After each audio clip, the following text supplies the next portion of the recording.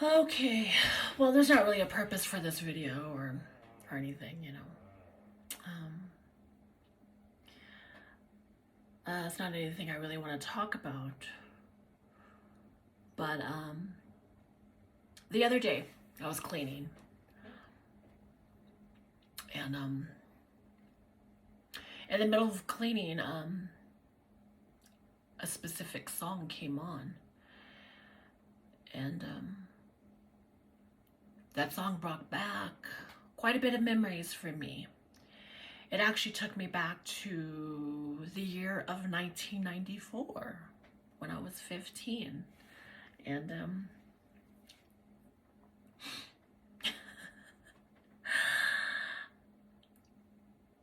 late March, early April 1994 to be exact. And during that month and that year, I was sent to Hazelden Pioneer House in Plymouth, Minnesota. And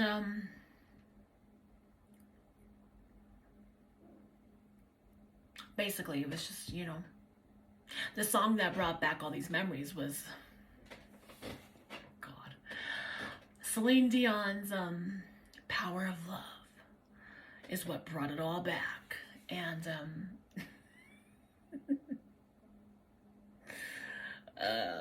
just that damn song. Good God. So anyways, I'm not going to get into specifics of anything really. But the night before me being driven down to Hazelden Pioneer House, I was in Cass Lake, Minnesota. And I was 15. Going on 16. And I was packing all my stuff, all my clothes, all my shoes, everything else. And I came across a little baggie with a few pills in it. And I just remember I was excited. I was happy. And I was like, I'm going to take this tomorrow. I won't have to feel the effects of anything. Just fly high. So anyways, tomorrow comes. We get in the car. Drive down. We got halfway to Minneapolis. And I believe the halfway point is St. Cloud, Minnesota. So we're in St. Cloud. And the social worker guy pulls over for gas. Puts in gas. I take the pills. I have half coffee and half cappuccino, like French vanilla cappuccino is what I'm drinking. And we get back on the highway, pull into city center, Minnesota. And there's Hazelden House. And it was the adult house, not the one for teenagers. So we went to the wrong one. I believe at the time, I think that was an all-men's center. I believe. I'm not sure. But anyways, like I said, I was 15 at the time, so I was still a teenager. So we get back on the highway, back on the freeway, and I remember a social worker was going through the channels. What song comes on? Celine Dion, Power of Love. So I'm flying high, tripping balls.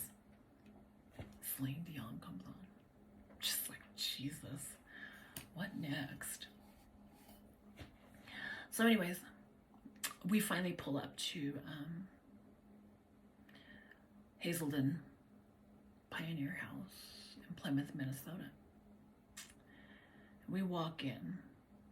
When you walk in, there's a desk, 2-3 offices behind the desk. Over here, there was another desk. I know there was right here. And there was like 2 other rooms on this side. And across from the desk was like the whole waiting area. And there was a sliding glass door and there was nothing but windows right there, and it leads into like a garden foyer type place, and it had a bench and an ashtray, and there was other offices too, but their curtains were closed. All their curtains were closed, and I remember that, and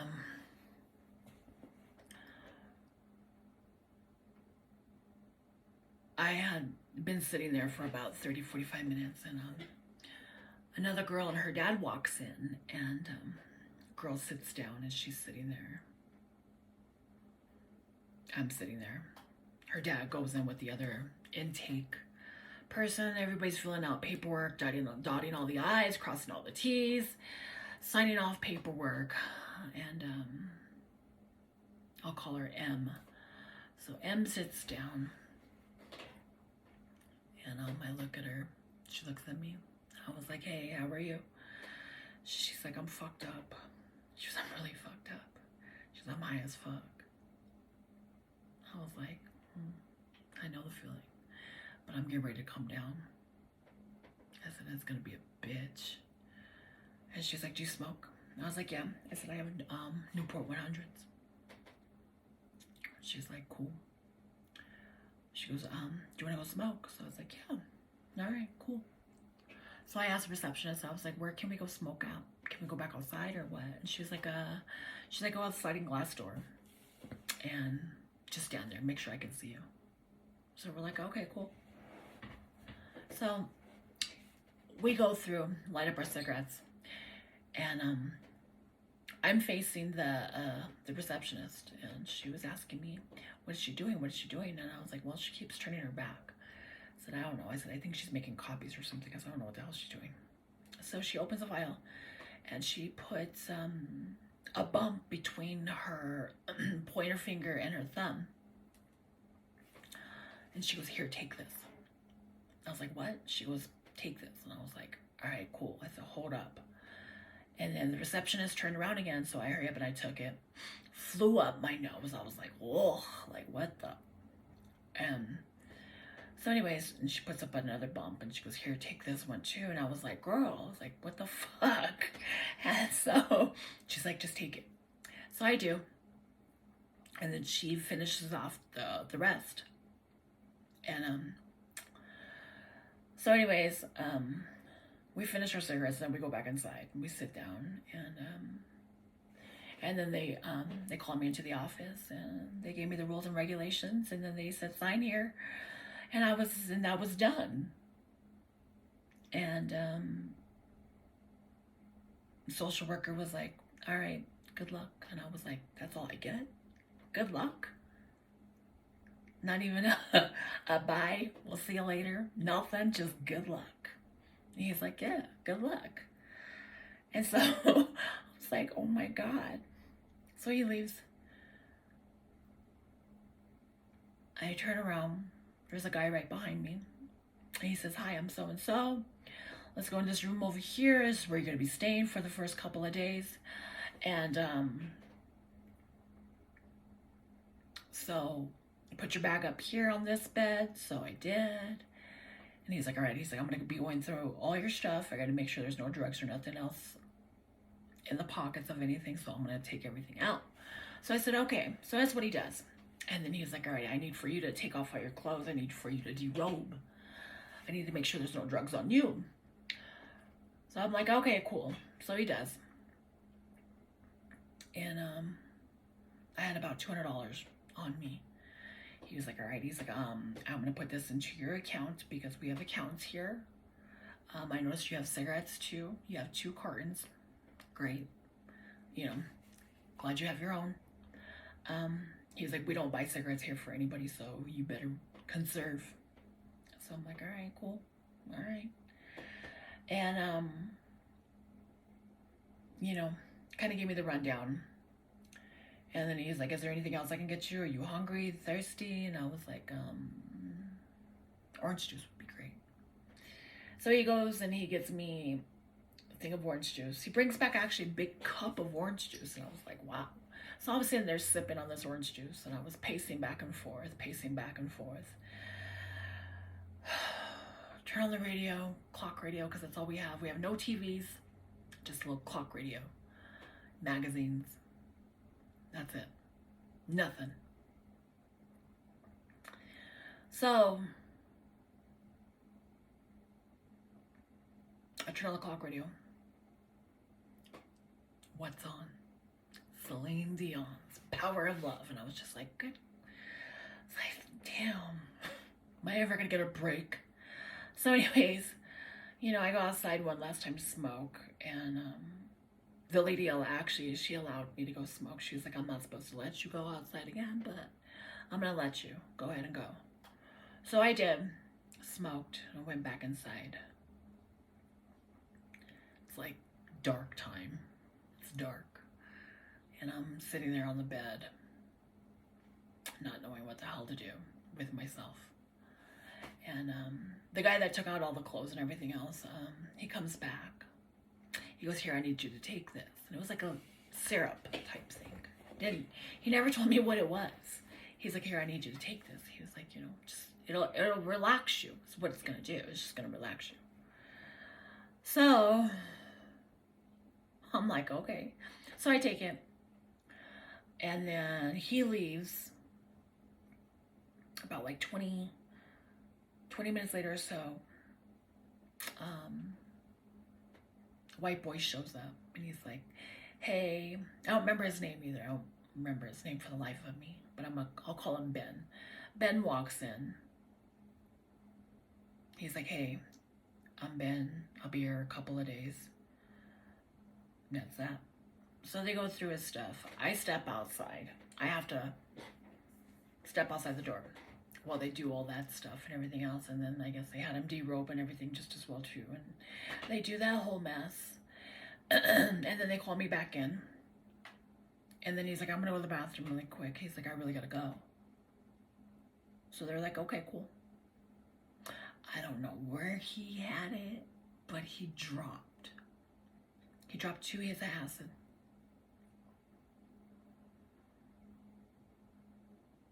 And he hurried up and he took them, I guess. Comes back out. I don't know what the guy heard, but he asked him, what'd you take? And he's like, nothing, I didn't take shit. And he's like, no, what did you take? And he's like, nothing. And then,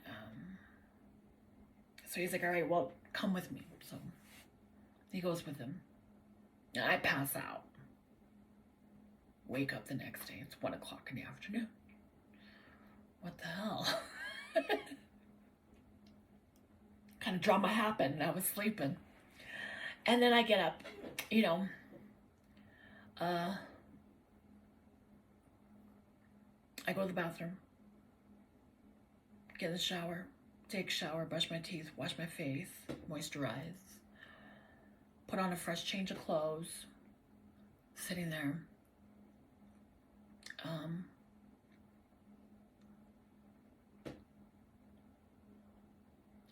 Ben comes back and came back around like 2 or 3, maybe a little later, not for sure. And he looks wore out. He looks wore the fuck out. I just kind of looked at him and he was like, yeah, he's all, when he was asking me what I took, he was like, I hurry up and I swallowed two hits of strawberry acid. And I was like, oh, Jesus, dude. So, you know, we kind of laughed about that. And,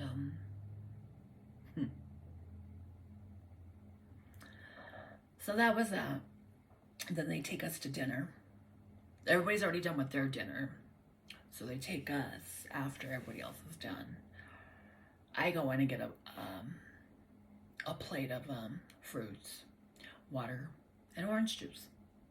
That's all I want. And then we're there. We have to wait to be escorted back. So we sit there for, I don't know, for about 30, 45 minutes. And then they finally come back and get us. And they escort us back to the room. He and I went and smoked a couple of times. we had another dude come up from downstairs, and he's like, "Hi, I'm so and so. I'm the welcoming committee. Do you have any questions? You know, everybody's cool, everybody's nice, blah blah blah. It's very non-judgmental. Woo woo woo woo woo woo woo woo woo." So we're like, "No, we're good." And then he's like, "All right, well, it was nice meeting you." He's like, I graduate tomorrow, and I leave right when I'm done graduating, right after I'm done." And we're like, "Okay, well, congrats, whatever." And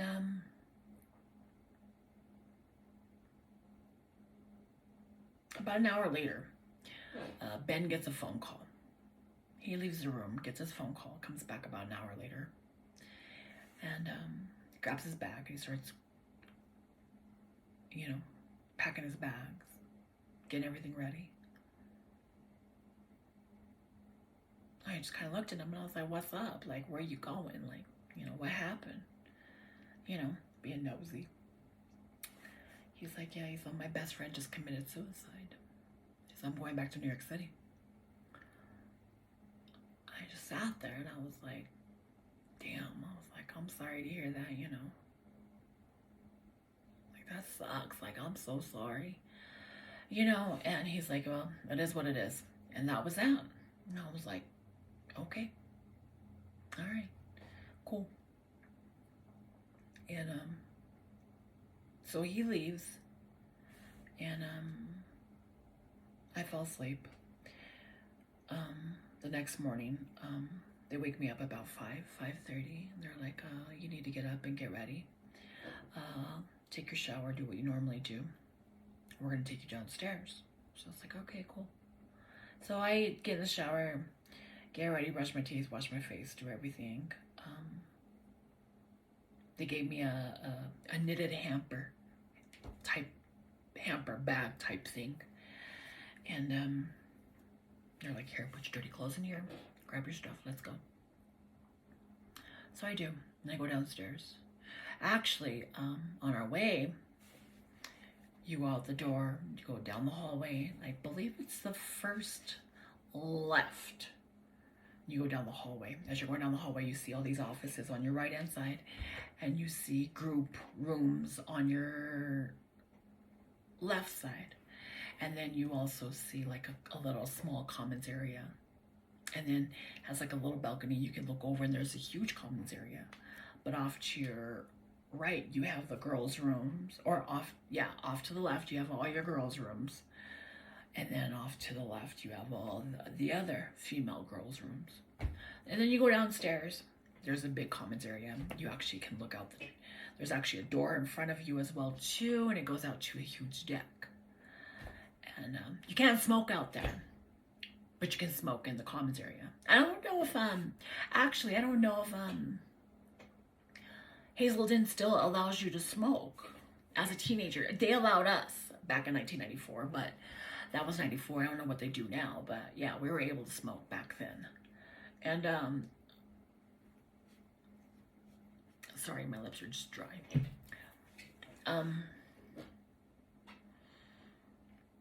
But back then we were able to smoke, like I said. We could only smoke in that commons area. We weren't allowed to smoke outside at all. And, so anyways,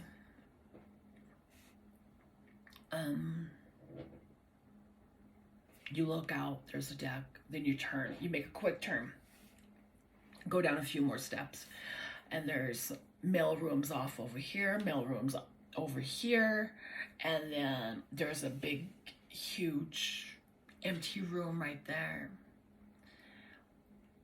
with chairs and tables and whatever else. And the laundry room's right by that big, huge empty room as well, too. Then you have other guys' rooms, and then off to the right, you have where I was. It was my room, and that was, you walk in, bathroom off to your left, bed. And they said, "Go ahead and make your bed, put your stuff away. Your buddy should be here, and you're gonna go to breakfast together, and your buddy's gonna help you get to know the place."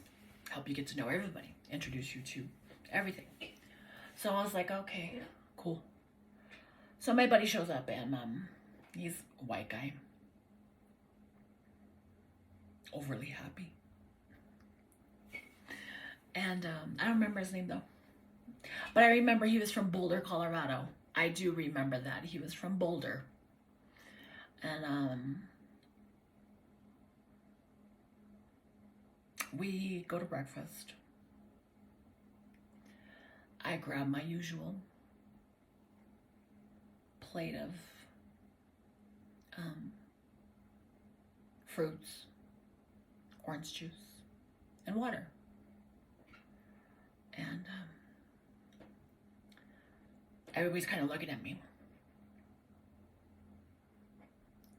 And done with breakfast. Go back down to the commons area.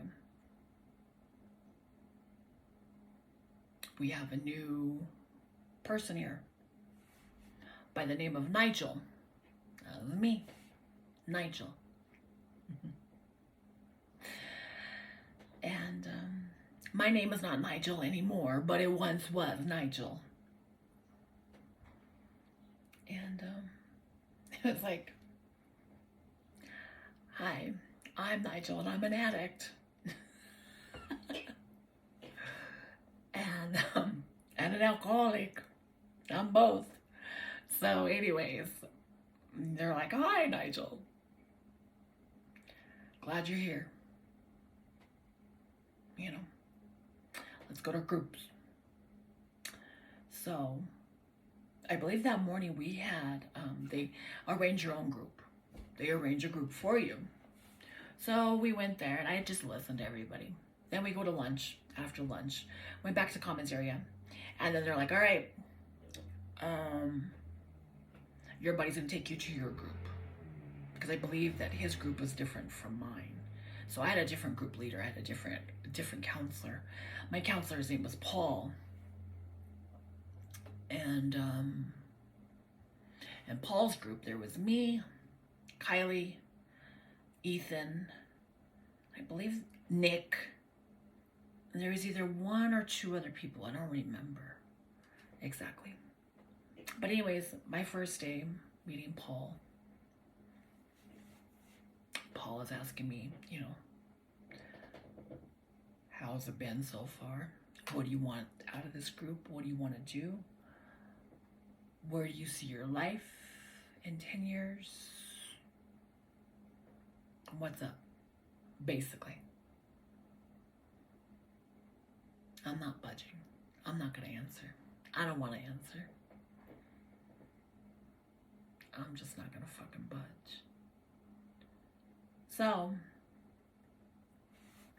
he tells Kylie and Nick to take me on a walk. Get to know me. Try to get me to open up. But I'm not budging. Mind you, it was like early April. So it was cold outside. And it was dark and dreary. And like it had been raining for a couple of days or something. It was kind of weird. So anyways, we go back in. He's like, he tells me, you're going to have to start opening up. If you don't open up, I'm going to have to recommend that you go to a different group, or you go to extended care, or you go to another care facility.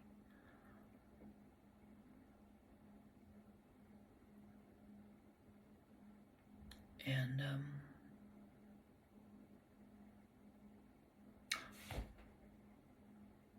oh, I'm sorry. I thought it stopped. That's why I made that noise and that stupid face. But anyways, that's what he tells me. So I say, okay. He's like, brand new day tomorrow. That was it.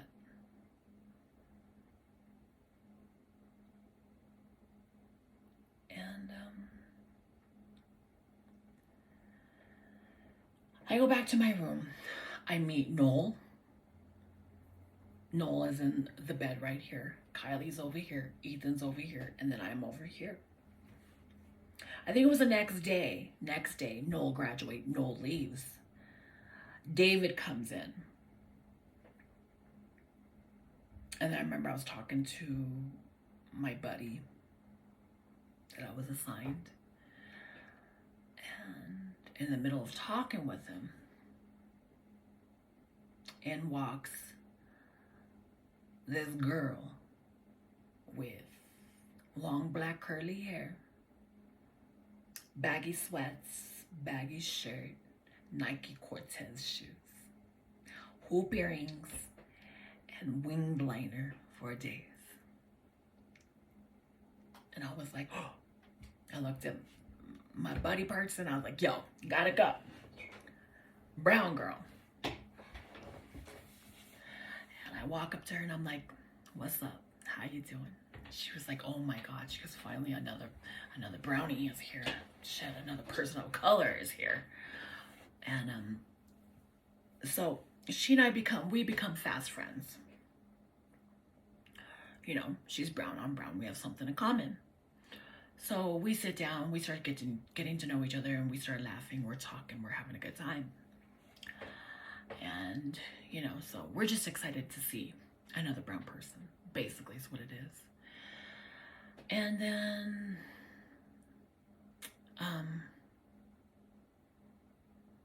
I started getting to know people. I started to really open up and just letting it all in is what I decided to do. And would go to group. I would have good groups. There was a lot of crying, a lot of pain, a lot of tears. I talked about a lot of stuff that happened in my childhood, my trauma, just everything. You know, we talked about everything, you know, and Kylie was in my group, so he knew everything. Ethan was in my group, so he knew everything. So, you know, I just started opening up. I did. I really started opening up. And then,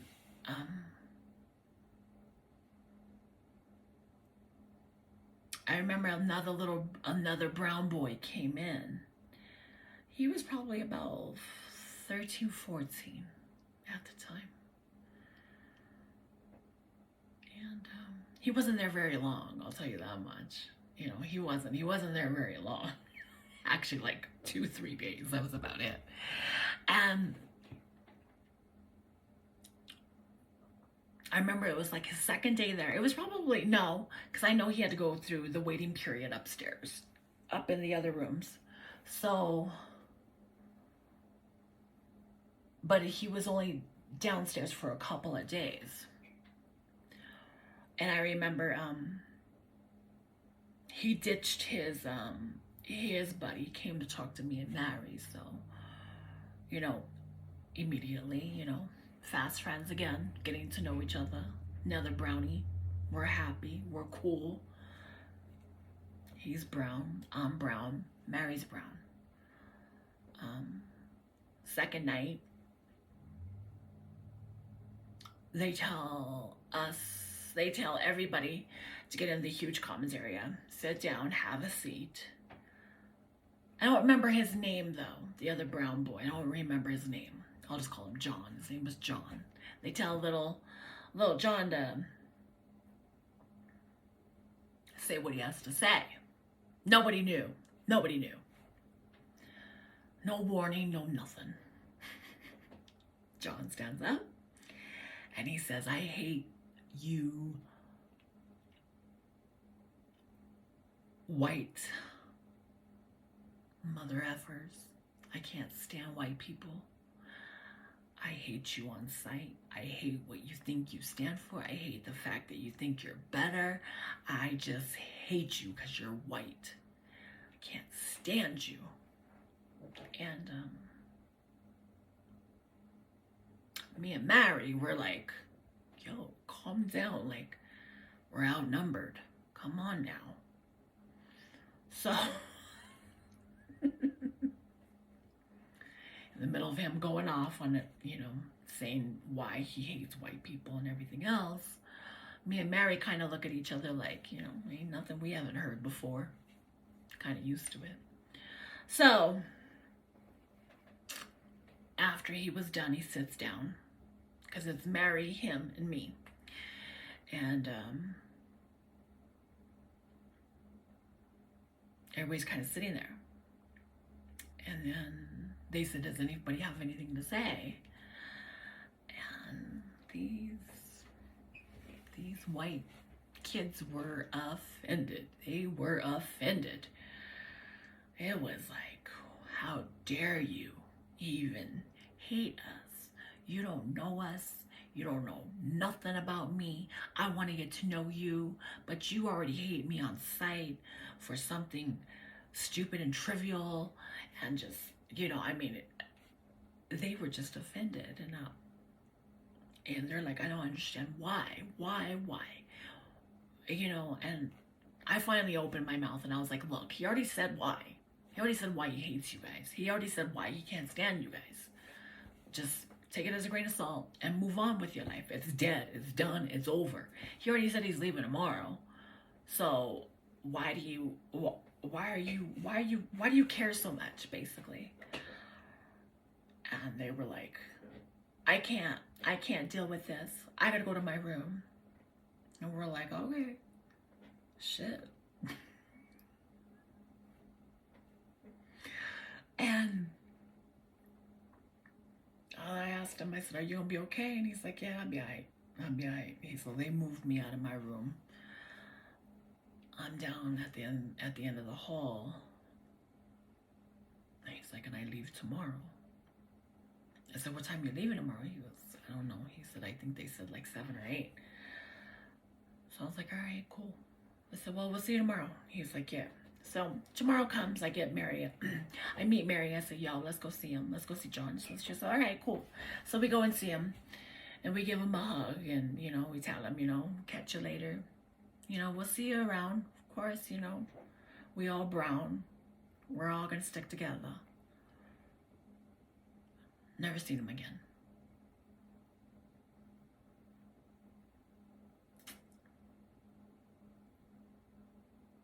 That was the last time I seen him. I hope he's good. I really do. I really hope he's good. I hope he's just living his life.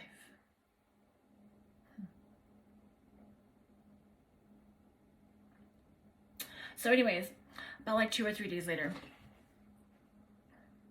Mary is given the option to stay inpatient or outpatient. And what does Mary choose? What does she choose? She chooses outpatient. She's like, and I'm like, Mary, don't leave me. Like, come on now. And she's like, fuck that. She's like, fuck this place. She's like, I'm going home. I'm gonna go home and get fucking high. I'm like, I hate you. She's like, you'll be all right. You'll be okay. Call me when you get out. I'm just like, can't stand you. So we laugh. She leaves. And from there, it's me and Michelle. Me and Michelle were close. We were really close. There was another girl too. Her name was Rachel, but I wasn't close with Rachel like that. I was close with Michelle. And the reason why I was close with Michelle is because me and Michelle, well, we knew everything about everybody. We knew who was sleeping with who was jacking who off, boy and boy, girl, girl, boy, girl, girl, boy. We knew everything. Who was making out with who. She and I, we gossiped among each other. We just never gossiped with everybody else because we didn't trust nobody but each other.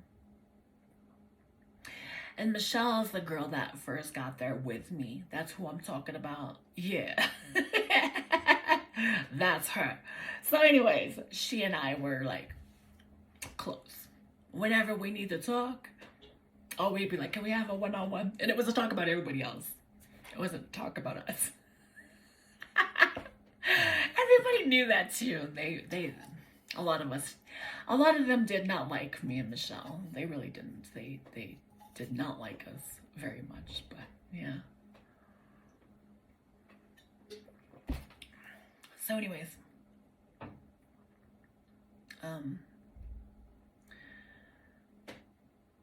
my room, Ethan graduates and leaves. And another brown boy comes in. So it's me and brown boy. And Kylie's the next one to graduate and leave. But, you know, Kylie was cool. Kylie was really cool. David that replaced Noel, David was cool too. Like, David was just like, yo, you know, I'm forced to be here by the judge. I don't want to go to freaking prison. I might have to go to federal prison. I just don't want to go to fucking prison. So I chose this, but there's still a chance I may have to go. And I was like, well, shit, that sucks. I'm sorry to hear that. Well, good luck. You know, so he was there. He was in a different group than I was too. So yeah. Kylie was close with a couple of other white boys that were in different rooms, different groups. But me and Kylie were in the same group. Brown boy, homeboy that just moved in our room that took Ethan's place. Ethan went through a couple of things, actually. He did, but, you know, he had his demons. Oh, he's a good guy, though. Really good guy. And, so, brown homeboy moves in. He sees me, another brownie. Instantly. He and I. Instantly. Breakfast, lunch, and dinner. Walks. Forced walks. To go see other speakers. Other meetings. Performance halls. Everything else. Always together. He and I, always together. You know, and basically it was just, you know, we knew we were bleached out. We were outnumbered by all the all the whiteness there. And so wherever he would be, I would be. Wherever I was, he was. You know, we were fast friends, very close. We were that was my guy. That was my dude. That was my homie, my homeboy. That was my brother, my confidant. He knew everything about me. I knew everything about him.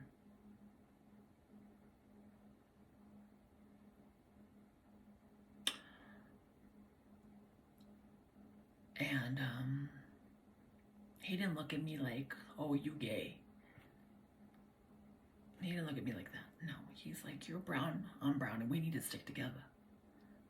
Because we're the only two. So, you know, it was about survival, but at the same time, we got close.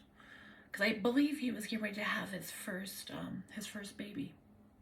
I believe he was. He was like 16, 17, so he ready to be a first-time dad.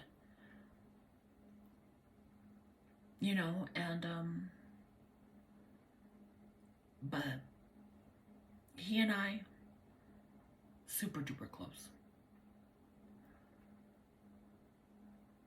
And, Kylie leaves. Kylie graduates and he leaves. Justin comes in. Me and Justin, we were cool. We were close. We got close. A couple of things he helped me with. But me and Justin weren't as close as me and homeboy. Crazy thing is, like, I talk about homeboy and he means more to me than anybody. But I don't remember his name. And every time I, you know, thinking about him, I'm like, what the fuck was his name? And I want to say like Chris or Mark, Jose, Juan Carlos, Jose. I don't know. I don't remember his name. But, you know, he was my best friend. He was my first straight male best friend. He was. Because he didn't look at me like, oh, you gay. Get the fuck away from me. Like, you know, oh, I'll be cool with you over here, but I ain't gonna be cool with you in front of these other motherfuckers. No, that's not the way he was. No, he's like, you know, it's me and you. So, you know, that's that. And I haven't had a friendship like that since 1994, since I was 15. Like, for real. And people really didn't understand why he and I were so close, but we were, and we could joke around with each other. We could tease one another. We could talk shit with one another because, you know, we were homies. We could walk down the hallway together and nobody would think that he and I were doing anything sexually. We could sit down right by each other. Nobody would think anything. Didn't matter. He could throw his leg on me. Nobody would think anything. He could put his hand on me, on my shoulder. Nobody would think nothing. Vice versa. Nobody thought nothing like that because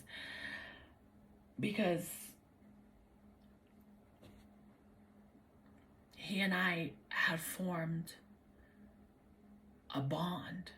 And it was a crazy bond. It was like it was brotherhood. You know, at the time, it was brotherhood. You know, two brown young men sticking together, surviving, being there. I never had that type of relationship with anybody else. Nobody, just him.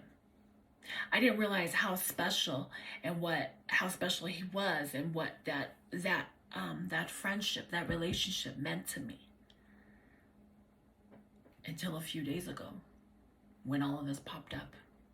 I didn't realize that I haven't had a friend like him since. I haven't.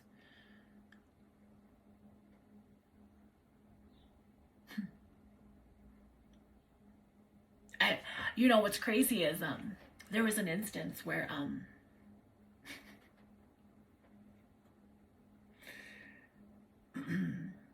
we got up.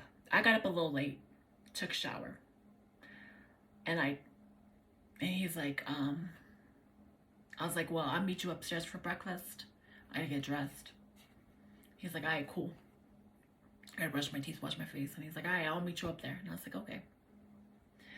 And I put on Chicago Bulls jersey, red and black. Pair of blue 501 jeans. The bottoms of them de-threaded and frayed. A pair of black Doc Martens with red laces.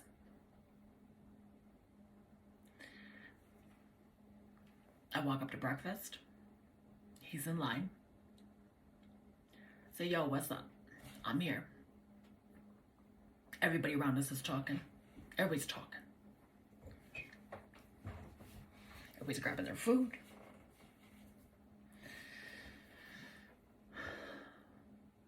He turns, looks at me up and down again. He backs up. And he says, I ought to fucking spit on you. I ought to spit on you right now. And everybody was like, and I was like, what the fuck? I was like, why? What'd I do? You know?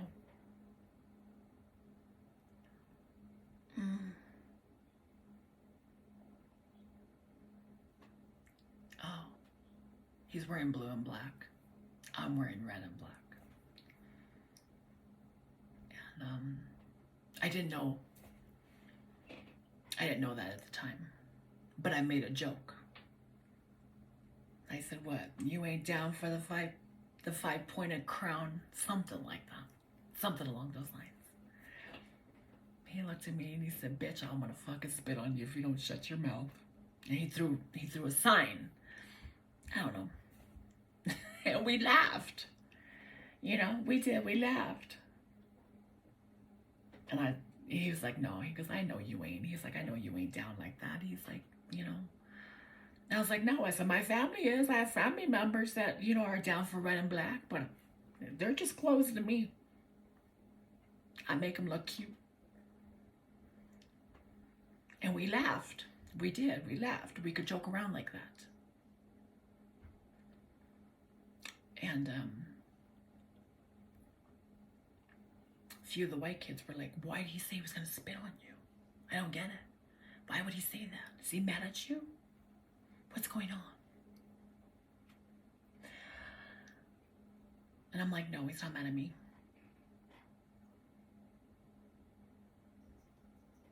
He's just, I was like, how do I say this? He's a Crip gang member. And they're like, what? Really? I said, yeah, he is. He's wearing blue and black. I'm wearing red and black.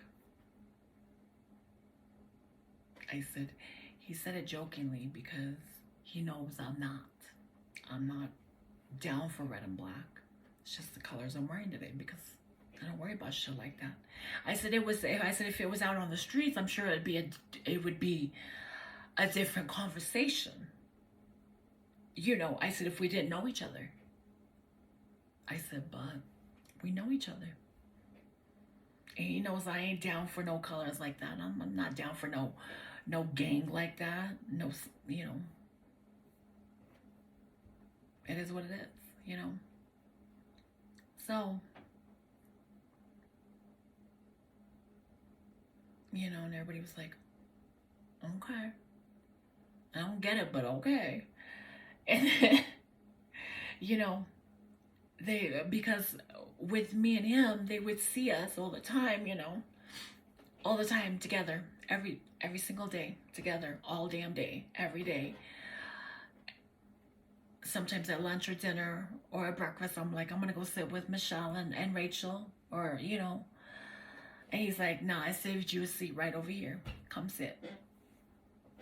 And I'm like, okay. Because that's my homie. It's my bestie.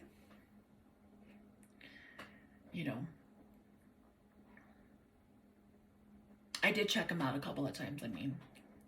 And he was tall, too. He was like 5'9", 5'10". He had a nice body. Oh, my God. Oof. He had a six-pack. Oof. He did. He had a nice-ass body. Anyways,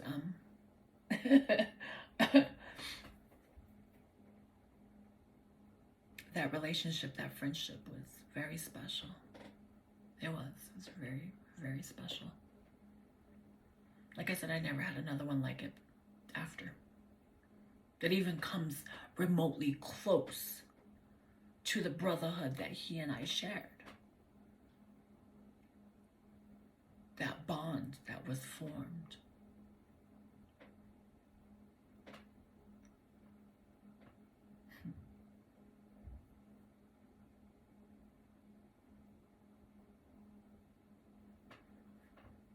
I don't know. Maybe one day. I have no idea. Anyways, I graduate.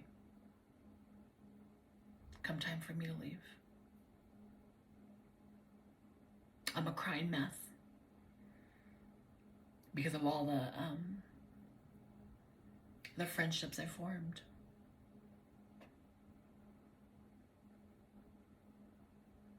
Me and Michelle, oof, that was my girl. That was my girl. She left after I did because I think she detoxed quite a while, a week and a half or so. So she stayed, I think it was like a week or two after I left. And Ruby had come in. She was from North Carolina. She's a white girl.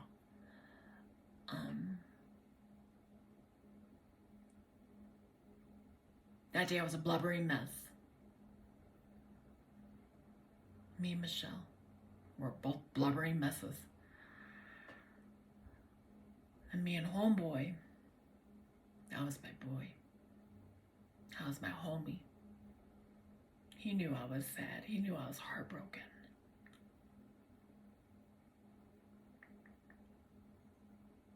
We said bye.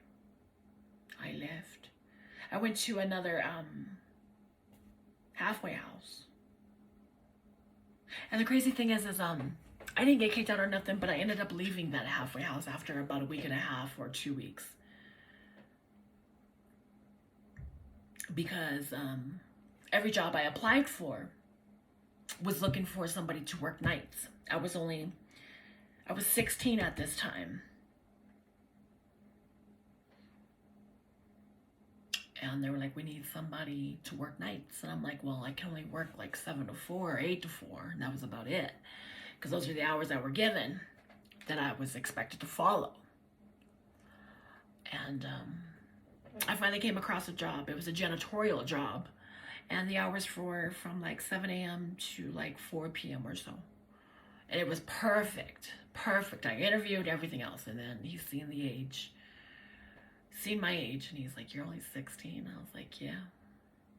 He's like, we need somebody who's 18.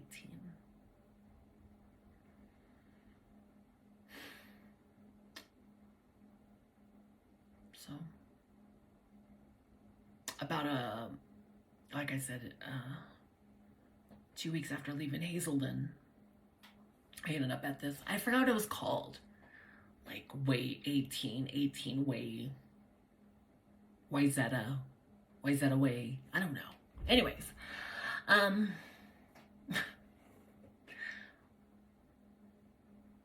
they said, you need to do something. And I was like, well, there ain't nobody trying to hire me. Everybody else needs nights. McDonald's needs nights. Burger King needs nights. KFC needs nights. Taco Bell needs nights. Every restaurant wants nights. I'm only 16. So I was like, I can just, I'll leave. I'll go. And they were like, are you sure? So I was like, yeah, it's no problem. So I leave.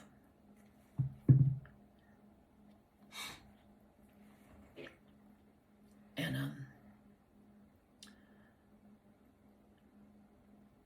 I left that Friday.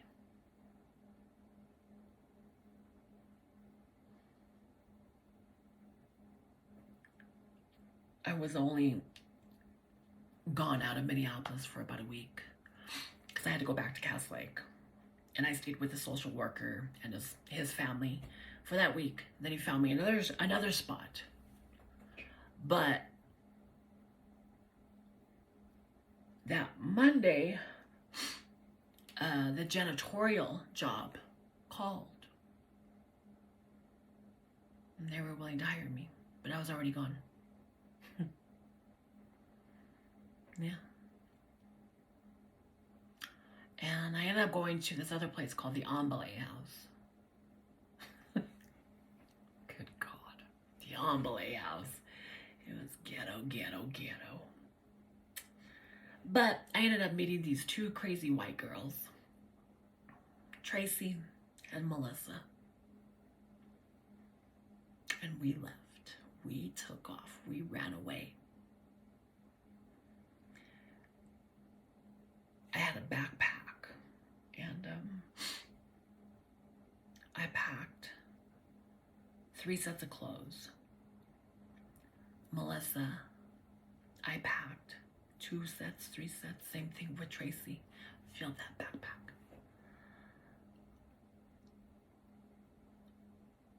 And our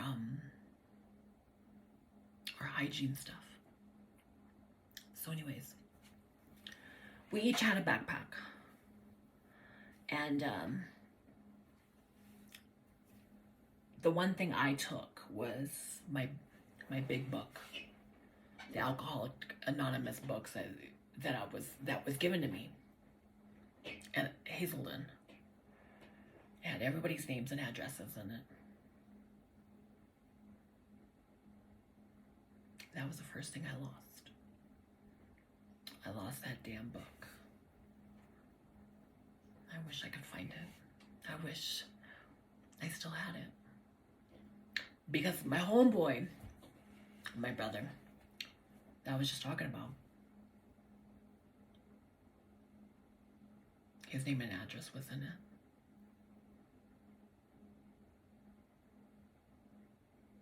And it was like something, circle loop, loop circle, something, Minneapolis, Minnesota, something.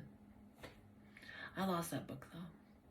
Had Michelle's info, Rachel's info, Kylie's, Justin's, Ethan's, David's, a bunch of other people's that I can't remember. And I lost that book. God, I wish I still had that book.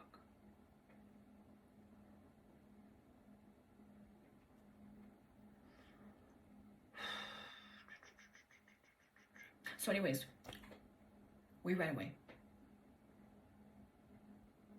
Went to an AA meeting. Found an old guy that was going through downtown. We told him we needed to get downtown to get to our bus, to get home. He told us that he was going to Edina. We told him we were going to Shakopee. But we needed to go downtown anyways to meet a couple of group people. I remember that. We lied. And he gave us a ride. Gave us a ride downtown. I think he gave us $20 each, I believe. And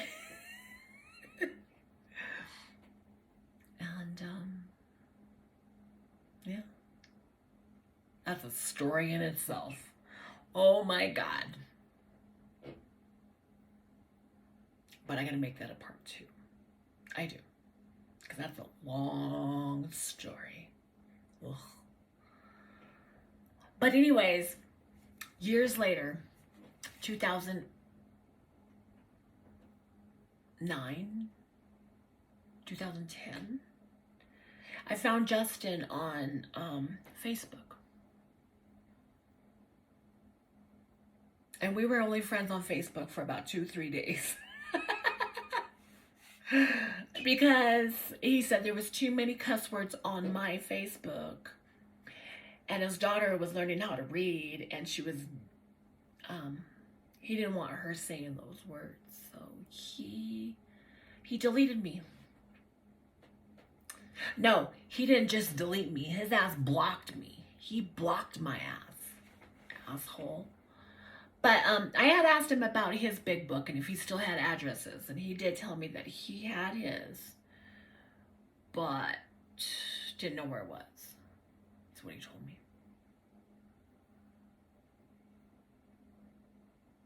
But yeah.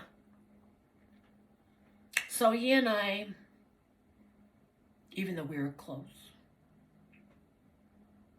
are not so close anymore. I guess. I don't know. I don't know if what he was saying was the truth or or me being transgender now. He had a problem with it. I think he found God too. I think he did. I think he found God. And that's probably, one of the reasons why just as well too. So, it is what it is, you know what I mean? I found Mary about 3-4 years ago. And we had a conversation on Facebook as well too. I asked her about her big book, and she said that was the first thing that she lost as well. And then we had a huge conversation about Nick, and about Rachel, and about Michelle. So, but yeah, the big book was one of the first things that she did lose too. So that was pretty sad.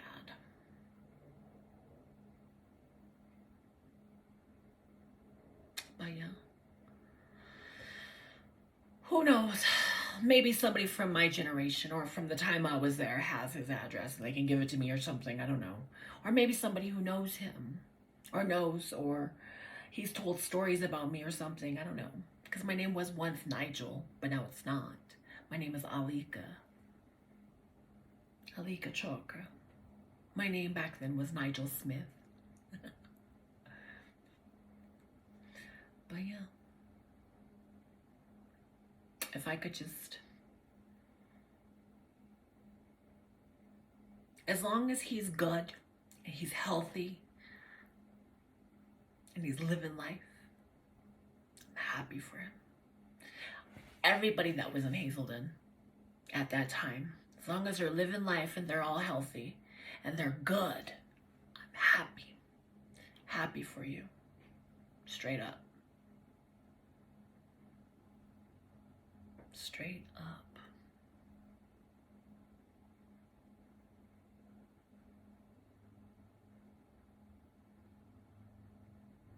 I thought about going back, actually. Back to Hazelden. But I don't know if you can just walk in and take a tour. I don't think so. Oh, but I did watch a video. About Hazelden, and this was like 3 years ago. 10 years ago, something like that, when they revamped it. And they have a gym in there. We didn't have a gym. Like workout place. Yeah, we didn't have no workout place back then. We didn't have a state-of-the-art gym. We didn't have no climbing wall. We didn't have no basketball. We didn't have shit. We didn't. Oh, we didn't have arts and crafts rooms either. We didn't have no arts and craft rooms. I think we did have arts and crafts, but we didn't have a room for it, if I remember correctly. But yeah.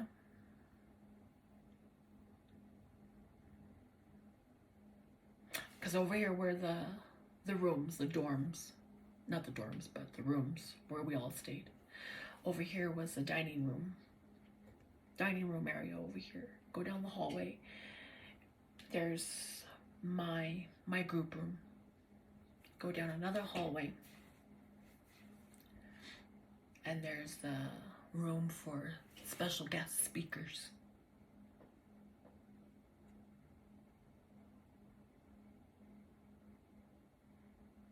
And that's where me and my homeboy got in trouble.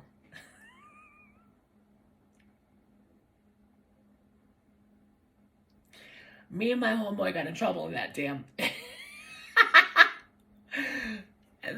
This special speaker guy, he was talking about, I don't remember what he was talking about. I really don't remember. All I remember is that, like, me and my homeboy were sitting there. And I was like, la-da-da-dee, likes to party. You know, from Snoop Dogg album. And he starts singing the rest of the lyrics. And we're laughing. And the speaker's like, what's up? What's funny? And we're like, oh shit, like we got caught. And we're like, nothing, we're good. He's like, all right. I hope we stay good for the rest of the evening. And we're like, we're good. So he goes on with his analogies and his speeches, and he made us listen to Phil Collins. And we're like, me and my homeboy are looking at each other like, alright. Oh, and then it ended. And I remember a girl had an anxiety attack. Justin was helping. Another guy was helping, trying to help her. And the moment the doors open, we all walked through. She had this crazy look on her face. Crazy look. And me and my homeboy, we catch the look. And I kind of took off walking quickly. He took off walking quickly right behind me. I was like, did you see her face? And we started laughing. You know, we're stuck inside of a building 24/7. It was entertainment to us. So we laughed. God, we're bad. We're horrible. Horrible people. God, I wish I could remember names. Fucking drugs. Don't take them. Make you forget. Forget like I do. But, you know, I can't say enough about them. You know, I can't. You know, I mean, that friendship, that relationship, that brotherhood, that bond, I didn't realize how much it meant to me, how much it means to me now that it took over 30 years to remember, to realize.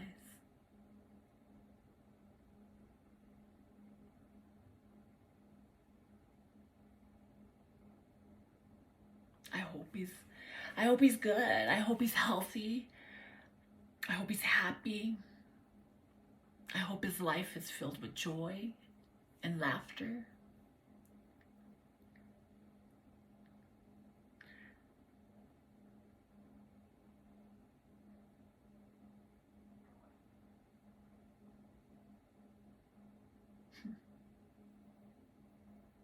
To have a conversation. To let me know he's good.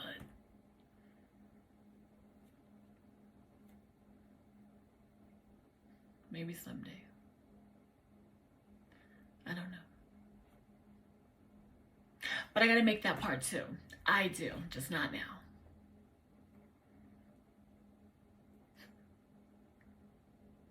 Well, it's been a pleasure. Talk to y'all later.